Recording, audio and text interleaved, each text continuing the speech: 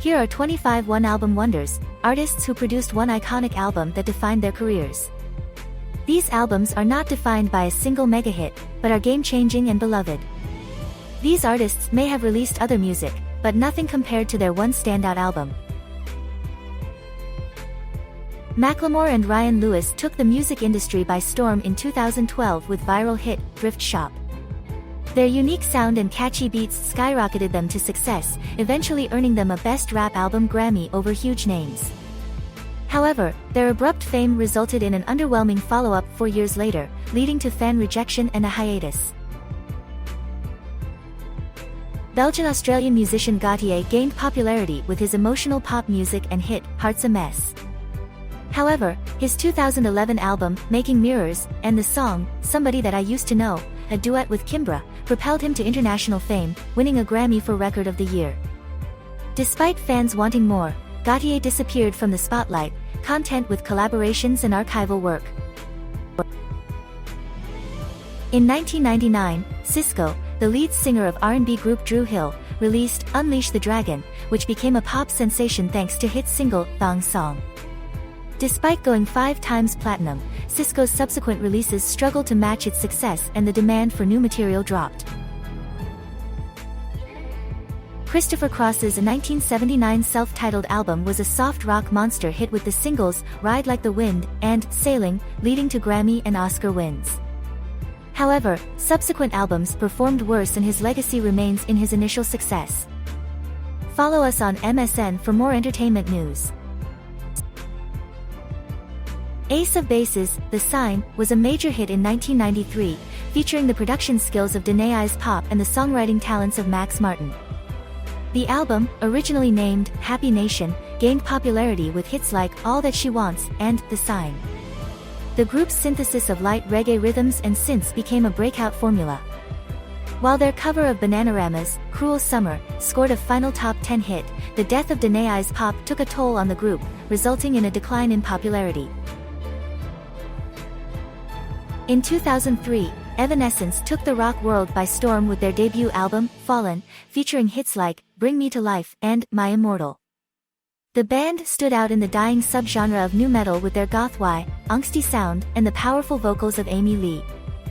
But could they avoid the dreaded sophomore slump? Unfortunately, The Open Door didn't quite live up to the hype. Though still making music today, Evanescence will never reach the same levels of success as with Fallen. B.O.B. rose to fame with his debut album featuring hits like Nothin', On You, and Airplanes. He was a rare pop-rap crossover success and even collaborated with Taylor Swift on his second album. However, he fell from grace after a feud with Neil deGrasse Tyson over the Flat Earth theory. Blues Travelers' fourth album, featuring hits like Runaround and Hook, broke the band into mainstream success in 1995. Led by iconic vocalist and harmonica player John Popper, the album became an instant radio staple. Though re-releases and collaborations have followed, Blues Traveler is still primarily associated with their fourth era. Interpol's 2002 debut album, Turn on the Bright Lights, was a sensation after the tragedy of 9/11 caused people to gravitate towards more comforting media fare. The album's perfect timing led to the group's success as rock music's next big thing. Although their following albums didn't turn fans on like Bright Lights, Interpol still has a strong Latin American audience and a following. Critics still cite Bright Lights as the group's true bright spot. Fun, the indie rock trio formed by Nate Ruess, Andrew Dost and Jack Antonoff, shot to fame with their second album, Some Nights, in 2012. The album's lead single, We Are Young, became a chart topper, selling over 10 million copies and winning the band a Grammy for Best New Artist. While the band never officially announced a breakup, they took a break in 2015 and each pursued their own music projects. Antonoff went on to become a sought-after pop producer, working with artists like Taylor Swift and St. Vincent. Fine Young Cannibal's 1989 album, The Raw and the Cooked, was a sensation, with hits like She Drives Me Crazy and Good Thing dominating the airwaves. The album received critical acclaim, sold millions of copies, and was even nominated for Album of the Year at the Grammys. However, the group disbanded in 1992, leaving fans wondering what could have been. In 1999, Vertical Horizon's album, Everything You Want, became a surprise hit with catchy pop melodies and radio-friendly tunes. The title track even reached #1 on the Billboard charts. Despite follow-up hits, the band eventually slid off their success and their most recent album failed to chart in 2018. Follow MSN for more entertainment content. Hootie and the Blowfish's debut album, Cracked Rear View, turned 25 this week. Despite no label wanting them due to the popularity of grunge, Atlantic took a chance on the band's blend of jam band and heartland rock sensibilities. The album became the best-selling of 1995, with hits like Hold My Hand and Only Wanna Be With You. The band's not-so-secret weapon was frontman Darius Rucker's deep, familiar voice. The album eventually sold 20 million copies and left their sophomore album with the impossible task of recreating that success. However, Rucker found success in country music. Vanilla Ice, known for Ice Ice Baby, broke through with hits like Play That Funky Music and Ninja Rap, gaining a predominantly white fanbase. Widely disliked by critics and hip-hop purists, he was given his own film, Cool as Ice, which is regarded as one of the worst movies ever made. While he's had media ventures, he's never been as famous as he was during his To the Extreme era. Norah Jones' 2002 debut album, Come Away With Me, sold over 27 million copies worldwide and won every Grammy Award she was nominated for, including Album of the Year. Jones' success was unexpected, but she spent the following years collaborating with unexpected artists and trying different genres. Although she may not sell as many units now, Come Away With Me did not define her career.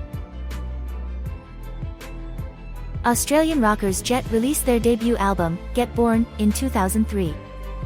Although critics weren't fans, hits like Are You Gonna Be My Girl and Cold Heart Bitch made it a success. Their follow-up album underperformed, but Jet still had platinum records in their homeland. Frankie Goes to Hollywood was more than just a one-hit wonder, with their first 3 UK hits going straight to #1. Despite immense success and growing queer fanbase, tensions within the group led to their disbanding shortly after the release of Liverpool.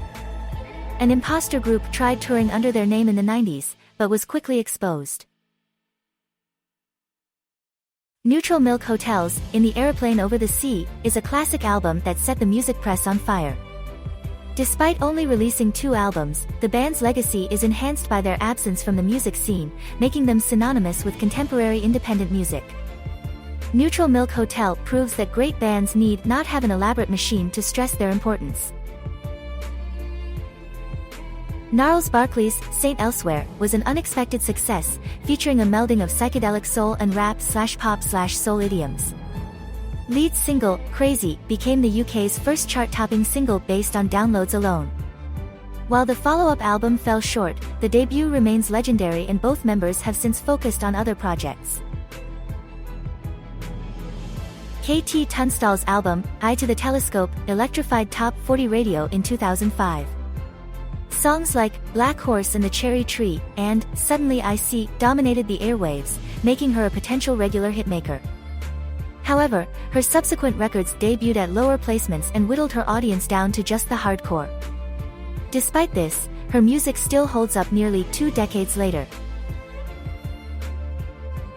In 2005, the Games album, The Documentary, debuted with multi-platinum hits, How We Do, and Hate It or Love It, which featured 50 Cent. However, without a guest feature, the Games' sales floundered. He never reached the heights of The Documentary again, and recent records have not gained mainstream attention. Despite claiming to be a top MC, his sales figures since The Documentary prove otherwise. French duo Justice gained notoriety in the mid-2000s with their debut album, Cross, which blended acid house beats with rock aesthetics and spawned hits like DNCE and Waters of Nazareth. However, their follow-up album, Audio, Video, Disco, took a more prog rock direction which was less well received. Their latest album, Woman, arrived 9 years after their debut, and while the duo still has a cult following, most fans still worship at the Cross. Lauryn Hill's The Miseducation of Lauryn Hill was a game-changing album that dominated the charts in 1998. Hill's undeniable talent as a rapper and vocalist propelled her to mainstream success, and the album picked up numerous Grammys and sold millions of copies. However, Hill struggled with the fame and retreated from the spotlight, leaving her career trajectory forever changed. Despite releasing stray singles over the years, Hill was never able to replicate the success of her iconic album. Phoenix band Mr. Mister didn't start with a bang, but turned down offers to become the lead vocalist for Toto and even Chicago. Their second album, Welcome to the Real World, was a surprise hit with Broken Wings and Kyrie both hitting #1.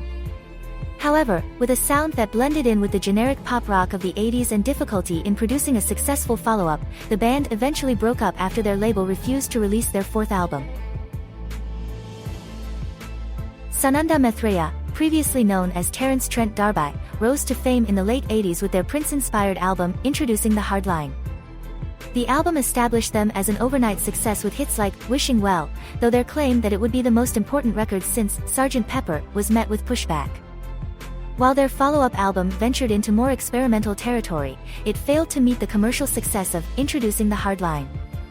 Today, the artist still creates unique and daring music for a dedicated following.